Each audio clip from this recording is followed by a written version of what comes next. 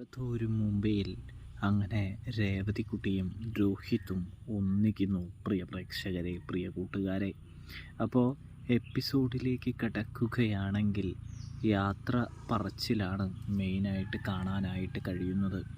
അലീന പറയുന്നുണ്ടല്ലോ, നാളെ തന്നെ ഇവിടെ നിന്ന് പോകണം, ഇനിയും അധിക ദിവസം ഇവിടെ നിൽക്കാനായിട്ട് പാടില്ല, അച്ഛൻ എന്തായാലും തിരിച്ചു വരാറായിട്ടുണ്ട്, അതുകൊണ്ട് തന്നെ പോവണമെന്ന് പറയുന്നത് കാണാനായിട്ട് സാധിക്കുന്നുണ്ട്.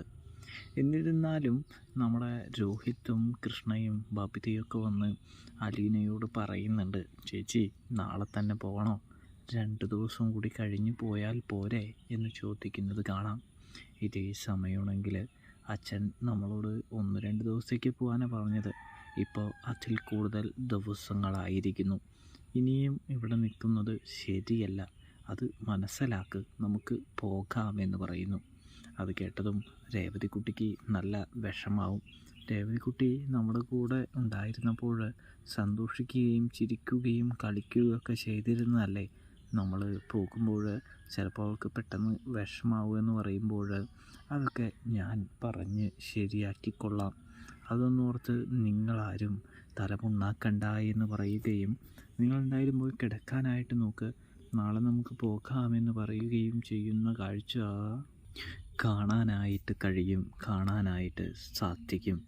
ഇതേ സമയമാണെങ്കിൽ നമ്മുടെ രേവതിക്കുട്ടിയും അവരെയും കൊണ്ട് പോകേണ്ട എന്ന് പറയാനായിട്ട് അലീനയെ കാത്തു നിൽക്കുകയാണ്.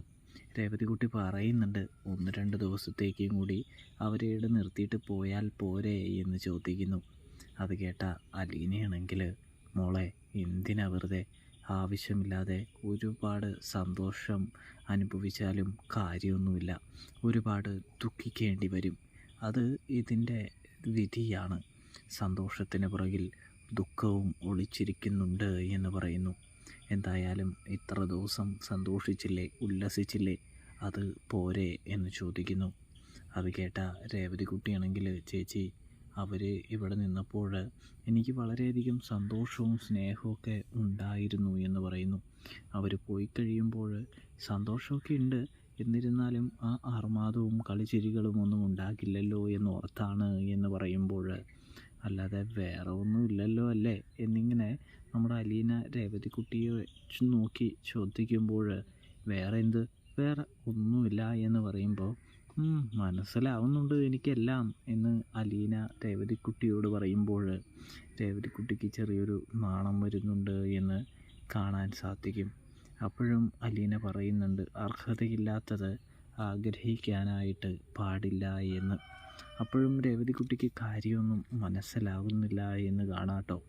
അലീന രോഹിത്തിൻ്റെ കാര്യമാണ് പറയുന്നതെന്ന് നമുക്ക് കാണാം. അങ്ങനെ ഉറക്കമൊക്കെ കഴിഞ്ഞ് പിറ്റേ ദിവസമാകുന്നുണ്ട്. രാവിലെ തന്നെ എല്ലാവർക്കും ചായയുമായിട്ട് നമ്മുടെ അലീന എഴുന്നേൽപ്പിക്കുന്നുണ്ട്. അതൊക്കെ കൊടുക്കുകയും പെട്ടെന്ന് തന്നെ ഫ്രഷ് ആവണം, ബ്രേക്ക്ഫാസ്റ്റ് കഴിച്ചിട്ട് പോകാനുള്ളതാണ് എന്ന് പറയുന്നതും കാണാനായിട്ട് കഴിയുന്നുണ്ട്, സാധിക്കുന്നുണ്ട്. ഇതേ സമയം അവർക്ക് ഒരു ഉന്മേഷമില്ല, ഒരു മടിയാണെന്ന് കാണുന്ന അലീനയാണെങ്കിൽ, നിങ്ങൾ വരുന്നോ അതോ ഞാൻ ഒറ്റയ്ക്ക് പോകണോ എന്ന് ചോദിക്കുമ്പോൾ, വേണ്ട ചേച്ചി ഒറ്റയ്ക്കൊന്നും പോകേണ്ട, ഞങ്ങളും വരാമെന്ന് പറയുന്നത് കാണാനായിട്ട് കഴിയും, സാധിക്കും. അങ്ങനെ അവരും പെട്ടെന്ന് തന്നെ ബ്രഷ് ചെയ്ത് ബാത്തൊക്കെ ചെയ്ത് അവർ താഴെ വന്ന് ലഞ്ചൊക്കെ കഴിച്ച് എല്ലാവരോടും സങ്കടത്തോടെ യാത്ര പറയാനായിട്ടൊരുങ്ങുമ്പോൾ മാമച്ചനും ഗ്രേസിയും അവരെ അത്ഭുതപ്പെടുത്തുന്നുണ്ട് എന്ന് കാണാം. മാമച്ചനാണെങ്കിൽ പറയുന്നുണ്ട്, മക്കളെ നിങ്ങൾ ഇവിടെ ഉണ്ടായിരുന്നപ്പോൾ ഞങ്ങൾ ഒരുപാട് സന്തോഷിച്ചു എന്ന് പറയുന്നു, സമയം കിട്ടുമ്പോൾ ഇടയ്ക്കൊക്കെ വരണം എന്ന് പറയുന്നത് കാണാനായിട്ട് സാധിക്കും.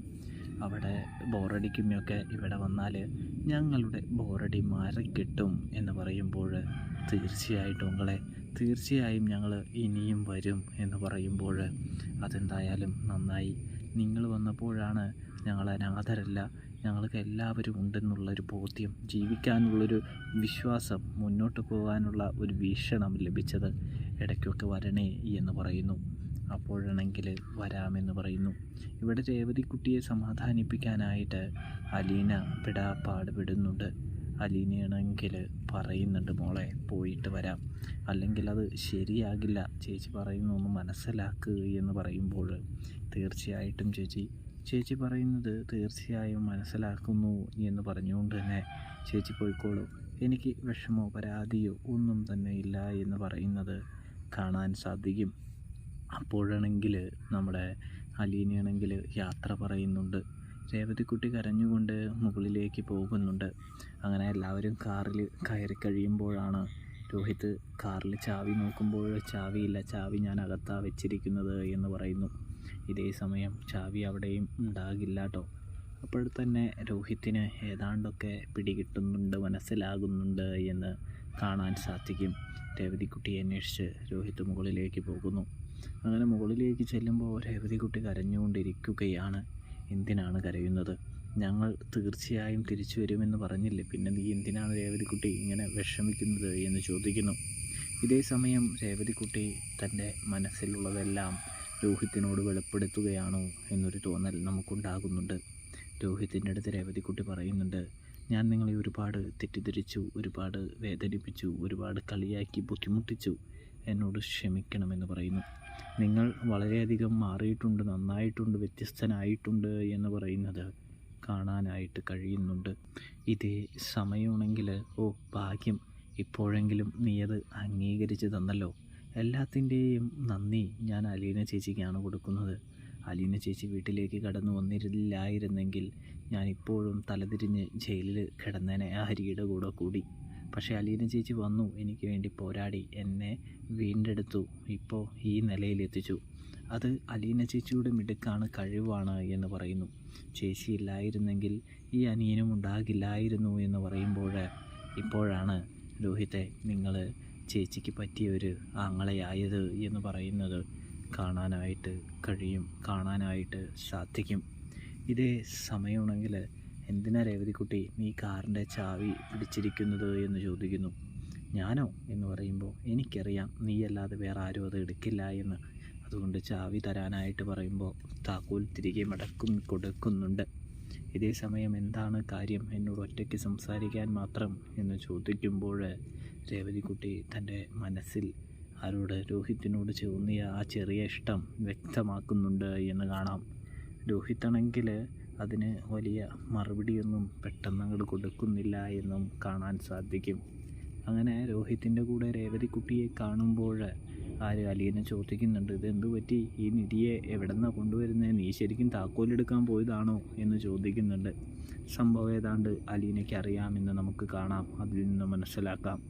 ഇതേ സമയം പോകുമ്പോഴും തിരിഞ്ഞ് രേവതിക്കുട്ടിയോട് യാത്ര പറയുന്ന രോഹിത് ചിരിച്ചുകൊണ്ട് രേവതിക്കുട്ടിയെ നോക്കുന്നു. രോഹിത് അതിൽ നിന്നും മനസ്സിലാക്കാം രേവതിക്കുട്ടിയും രോഹിത്തും ഒന്നിക്കുകയാണ്. പ്രേക്ഷകരെ അവരുടെ ഇഷ്ടം അങ്ങനെ പൂവണിയുകയാണ്. അപ്പോൾ വീഡിയോ ഇഷ്ടപ്പെട്ടാൽ സബ്സ്ക്രൈബ് ചെയ്യാനായിട്ട് മറക്കല്ലേ. Thanks for